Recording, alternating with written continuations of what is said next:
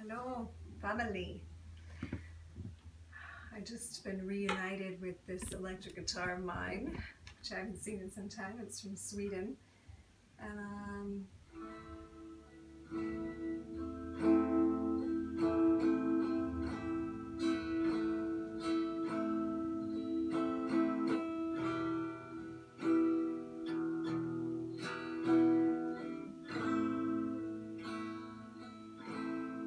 just thought I'd play a little of shades of day melted away.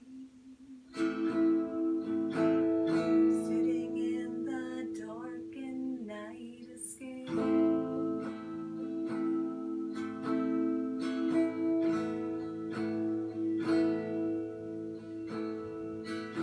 Recognizing stillness, considering my realness.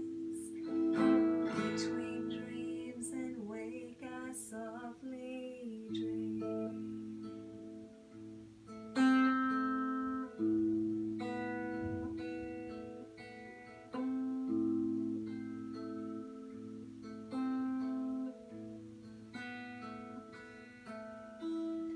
Finding buried blessed treasures, kept down now to play the game. Every moment gifting wildly, symphony of nameless name. I find it so amusing to forget the one I am. Tapestry of mass confusion, lying pacing round the land.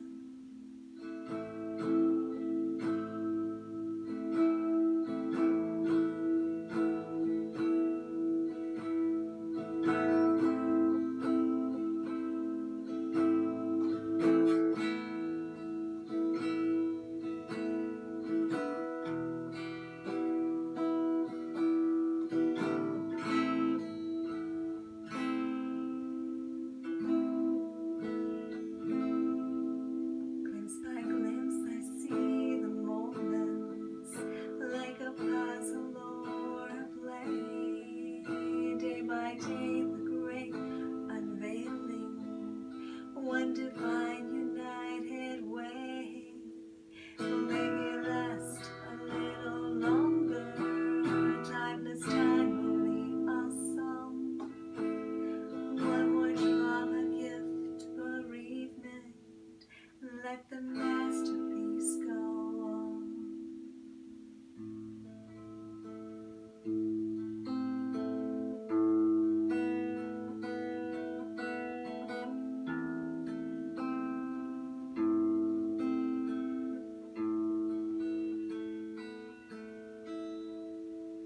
And it goes on from there.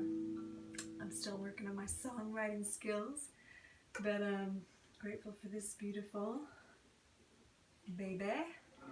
That song is actually one I wrote some time ago before I could play any guitar, and so it is coming along. Anyway, welcome to this time to chat.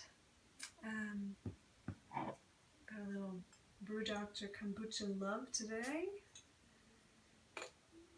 with some lavender, chamomile, jasmine green tea. I'm currently brewing some new kombucha for the household, so until that is ready.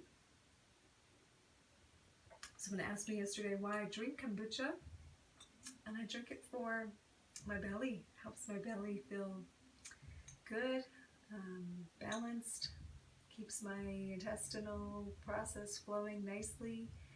It's a nice alternative to, if you enjoy having a beer now and then, it's a nice alternative to that, and it's just like a healthy, fun, effervescent drink that I enjoy, and it feels good.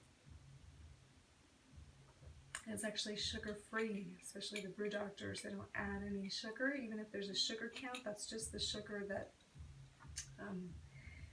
the kombucha culture digested, because you use tea and sugar to make it, but then the culture digests the sugars. So the sugar count on here is not what it appears to be, really. And this one says 16 for the whole bottle. I don't know if I even think that's true. It's a very non-sweet beverage. Anyway, we're in quite a time. We're in the Mars in Aries retrograde right now. I don't know if you're feeling it. I'm definitely feeling some halting of certain actions and also some going back into some old actions that want to be pushed through in a new way. So that's good. There's also some like re-embodiment that's being asked to happen, to get back into our bodies, to fill our bodies. So maybe we can even do that right now. Just take a moment and move your body. Roll your shoulders. Oh. So, you know, I wrote that song years ago. I think my oldest was 4 or 5 and he's 13 now. And that song just came to me in the shower one day and it just stuck in my head until I wrote it all down, and the tune stayed with me. And I used to sing it to my son before bed, and then when my other boy came, to both of them, to the point where they thought it was like a popular song on the radio on YouTube. They didn't realize it was Mommy's song. But the song seems more and more pertinent these days. The chorus says, "I can see divinity in all of this disaster, the humble fool who lost it, becoming now the master. How what could seem so wrong is really full of laughter, and I can see the happy ever after."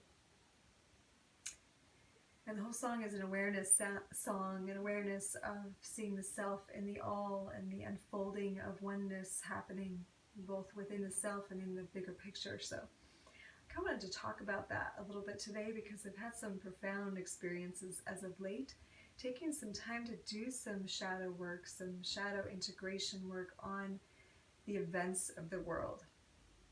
So I invite you to maybe do some of that with me today. And it can be helpful to write down public figures that are getting your goat, so to speak. So you can write it, get out a piece of paper. I urge you to write down, you know, prominent figures that you're either paying attention to or hearing about that's just making you react in a certain way. Like, how could they do that? Or I'm so sure, or can you believe this person? Or whatever response you're having that's an inflated response to a public person. So take like Nancy Pelosi. Whatever your response to Nancy Pelosi is, whatever side of the argument you're on, whatever your response or reaction to this person is, I'm inviting you to look at, where do you have a Nancy Pelosi inside of you? I know this could be a rough one. So you would probably have to break down next the qualities that are bothering you. So I've heard people say she's being self-consumed, selfish. Maybe people have called her a drunk. Some, you know, I've heard various things on both sides, and I'm not going to personalize it with my own opinion, but just take the, you know, aspects that you have felt. Maybe you thought it was wrong for her to get this woman's salon shut down. Maybe she was being, you know, she wasn't being in her full empowerment as the kind of powerful position that she does hold in the world. I mean, she's got like the 3rd most powerful position in the world, right? So whatever you think of that, maybe you don't think she's living up to that. So then I want you to look inside yourself, and if you've got, you know, positions of power in your consciousness, okay? Say the seat of your consciousness is deciding the fate of what you're going to do every day, okay? And I'd say that she's more like representative of 4th in power, because we're not taking into account also the higher self, the highest self, right? We can't just take the mortal representatives. That would represent always our ego self to some degree, even if some are carrying out higher missions or are connected to higher missions, we're still going to look at physical representations in the world, and you can take them in the three branches of government. You can say, what has legislative ability within me? What has executive abilities in me? What part of me is like executing the action? That would be like presidential energy in you. What it has judicial part of me. What part of me is the judge? So what part of me is the legislative branch, if you will, which I think Nancy Pelosi could fall into that. So she may be a high-ranking legislative branch of your consciousness if you're looking for where she exists in you, okay? And you might say, okay, like that's who makes the laws for myself, who passes laws within my own psyche, within my own being as to what's appropriate action for me personally, from within, from my own self-governed place, right? So this exercise today is to invite you to look at self-government, and many of us have not been aware of our self-governing faculties. So what's happening in the external world, like as above, so below, as within, so without, what's happening out there is reflective of what's happening or not happening consciously in here. So we can find these qualities in these political officers that we like or don't like. And then the shadow work is to find where that exists in me. Where does that exist in me, even in small part? Even if it was my 2-year-old self doing that. Even if it was my self before, the divorce, or before I did healing work, or before the accident, or whatever reference point you have. Find the aspect of you that has done something like that. Maybe something you were ashamed of. It could be a small thing. So if we're finding shame in a bigger public figure, first we have to acknowledge that somewhere in us that quality also exists to some degree. So when we can do this, we can find it. It's not about like kicking that part of us out of the totality of who we are, because that's not really possible. That's actually what we do when we fracture our consciousness, and then we need to go back and do soul retrieval work later. But if we can find that part of us, and then we can love that part of us, love that part of ourself, we actually integrate that quality, and then the external version that may be looking like a sore thumb in humanity can begin to heal itself. And the more of us that will do this work, the quicker we will actually see the changes we want to in the world. Now, some would say passively doing this inner work is not helping, that you need to get out there and actually do something with your body. And if you feel called and that thing is pressing on you, then you should. But it's very powerful to do this inner work. It's very, very powerful. And I want to ask you to not underestimate the power of you doing shadow work for the collective. Because there is an outpicturing of each of us in the bigger picture. So we can each take our part and find that. So you could take, the president, the POTUS, right, of the United States of America, and you could say whatever you feel about this person. Okay? And you can find that quality in yourself. We all have all these qualities in ourselves to one degree or another. Where do I do that? Or where might somebody see me doing that?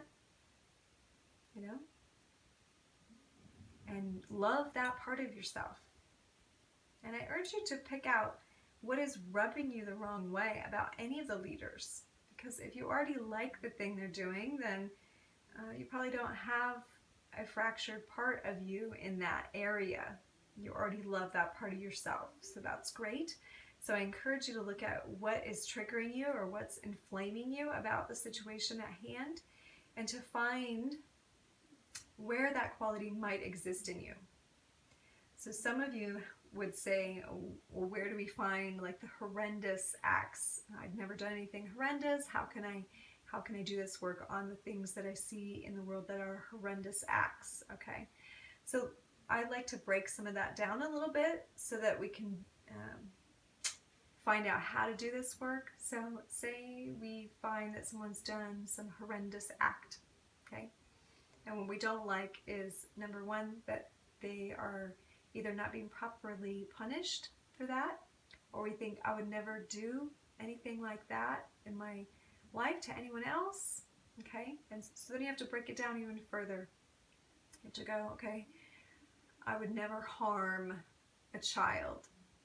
Okay, if there's someone that's committing atrocities against children, which there are, then we can look at that and we can look at it in terms of ourselves and say, well, what about the child within ourselves? Have you ever harmed your inner child, either by denying it or by, silencing that inner child self? Are you guilty of even torturing your inner child, making fun of, not allowing the full expression to come forth of your inner child nature? And this is just blatant work to do on ourselves, right? Because as we find those parts of us and we learn to embrace them, see, the external reality shows up the way it does, is showing us the things that we have neglected within our own self. And so it must be distorted into our reality to such a degree that we can actually see it.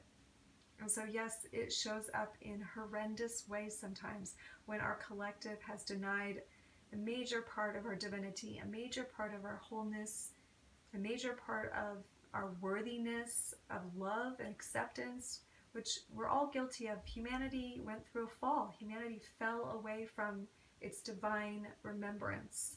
And that is the journey that we are on right now, is the return to the divine remembrance. Okay, so it's a call to action for each one of us who's willing to do the work and can do the work. We all have time right now to do the work, is to even just take a few minutes every day. I would encourage you to look at some news, see what triggers you, find the person, find the thing, the event, and then try to dissect it. Try to look at where that exists in you. And if you need assistance doing this, reach out. This is something that I do with clients. A lot of this work is inner alchemy. This is work that I've been doing for many, many years. And then specific techniques that I've also learned working with Lisa Kay of Integrative Consciousness. She's also awesome, and we're a power team working together. If you're ever interested in that sort of a deal. But this is powerful work that will transform your life, transform your experience with reality, and it will actually transform reality itself, especially more of us that are doing it. We will actually have an effect on what's happening in reality, and that is the point of it. So, excited about that. Don't know what else to share, so I guess we'll pick a card. Let's see, we're going to pick from the Animal Totem deck, Spirit of the Animals Oracle. Watched a dragonfly today in the trees, just sitting outside, just sitting there. My son thought maybe the dragonfly was dead, but it was sitting in the tree, and it just sat there a long time, completely still. I've never observed this before, and then it just then flew off after much time observing it. So the dragonfly did show up today. And what else? We've also got Snow Leopard, which very much echoes what we just did. The exercise is about self-reliance, strong, independent, and often solitary. Integrity is important for your best outcome. Cloak yourself with invisibility and walk with the shamans. Use your intuition and let your life unfold in silent perfection. So the self-reliance is also recognizing that it all is happening within as well. You can rely on that inner state of empowerment to affect your reality. That is what the shaman does. The shaman does the inner work to transform the outer world. Really powerful stuff. Let's see. I'm always sharing some little bit of a book, and I feel like I want to do that today as well. What's it going to be? Opening the Doors of Heaven. Revelations of the Mysteries of Isis. This is another Almeen book. I studied Almeen for quite a number of years, back when my oldest was 2. I'd love to have all of her books. She's way cutting edge. What wants to be read out of this book? The Riddle to Change All Life. How about that? That sounds good. You're right that the task you have will never be complete, but the way life is being purified is obsolete. You've carried more than you thought you could do, but deep inside you've said, this cannot continue. You've been pushed to the point where the new must be born. A battle with a mirror is a battle that has been fought. The mother on earth, to higher mothers speak, but like someone between two mirrors, the images eternally recede. What is the cosmos but a reflection of what is within? Yet the reflection you see is not what it seems. The reflection in the mirror is not a reflection of what is. It can only the potential of the one life be. Thus all you see is potential of what could be, like an embryo that slumbers and dreams. The words I've given you in this book hold the key to change life in a new way never before seen. Let me help you more in that you should know. A cosmic law based on illusion to you I will show. As above, so below, a valid law to know. No, as below, so above, a valid law to know, but not so the law that says, as above, so below. Potential cannot change that from which it's sprung. Something cannot change the source from which it's begun. Only one mother is the source of all the others, but like an embryo on earth, she still slumbers. Examining herself in her endless dreams, she alters potential till it acceptable seems. The linear way of solving problems is part of DNA that spirals. Did you not notice when DNA is aligned that it no longer spiraled but made a straight line? Often you've wrestled with these endless dreams, asking why is there distortion? How can it be? When the 6 perpetrators by the treacherous God was made, he stole 6 strands of a reflected mother's DNA. That is why the strands separated have been, some steeped in illusion as you've seen in the dream. A dream of potential of that which could come if the strands are separated and not joined into one. Also, the separation linear time would create, creating illusion in some strands of DNA. The illusion that cause and effect are one, that the result can affect the cause from which it's sprung. Solve now this riddle, find a new way to create the reality you want this day. Look at power from a different point of view, and new perception will be birthed by you.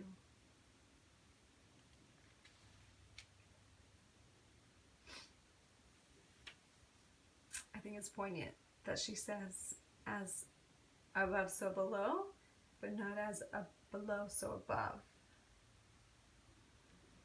A new perception will be birthed by you.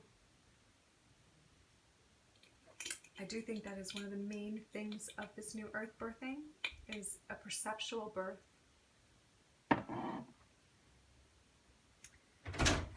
So, we are coming to the end of today's show. We've got a sad looking boy coming in here, so I'm going to attend to him. Sitting with that sort of riddle for the end of the show. Let me know if there's anything I can do for you, with you. Thank you for sharing this time with me. I'll just end with a little tiny ditty.